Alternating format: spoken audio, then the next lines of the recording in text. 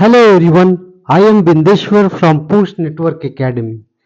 Have you ever wondered why flipping a coin feels so fair?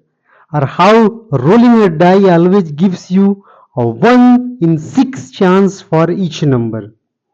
Today we are going to explore the fascinating world of classical probability, the mathematical backbone of fairness and chance.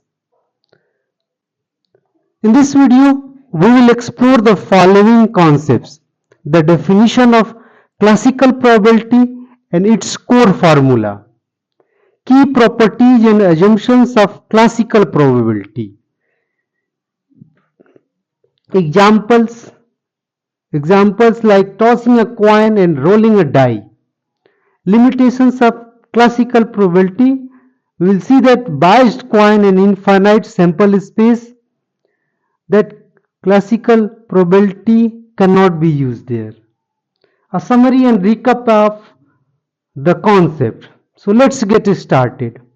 So let us see the definition. If an experiment has an mutually exclusive, that means in a single experiment, two events cannot take place or happen. Equally likely, they have equal chance to happen. And exhaustive cases, that means all cases there are. And m of these cases are favorable for an event A. Then the probability of A is given by, it is denoted by PA, and it is equal to number of favorable cases, will denote it by M, and total number of cases. Let us see the properties. So first property is that it lies between 0 and 1. Second, happening of A plus not happening of A, that would be equal to 1. So let us see an example of tossing a coin. So sample space is S, H and T, and NS, that is the total number of sample event. So that is 2, or you can say that exhaustive cases, that is 2. So getting a head, that is H, M is equal to 1. So probability of event A is half, that means M upon N, so 1 upon 2. Now rolling a die, let us see an example of rolling a die. So sample space, there are 6 possible cases, so NS is equal to 6.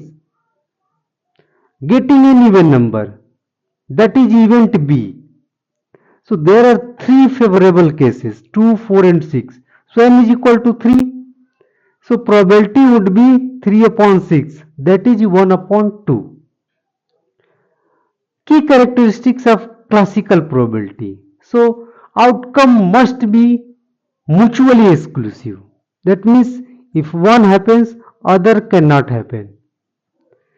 All outcomes must be equally likely. The chances of happening of all outcomes or events must be equal. The sample space must be exhaustive. That means it contains all the cases.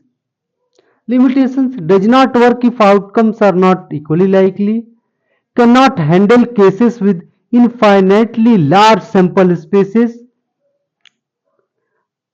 Limitations of classical probability again. So if a coin is biased, that means probability of happening or getting head is not equal to probability of getting tail, then classical definition fails because the outcome are not equally likely. Infinite sample space, so probability of selecting a specific integer from minus infinity to plus infinity, that is 0. This contradicts the actual chances of occurrence.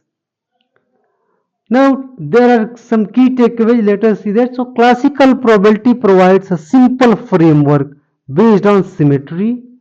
It is limited to finite, equally likely and mutually exclusive outcomes.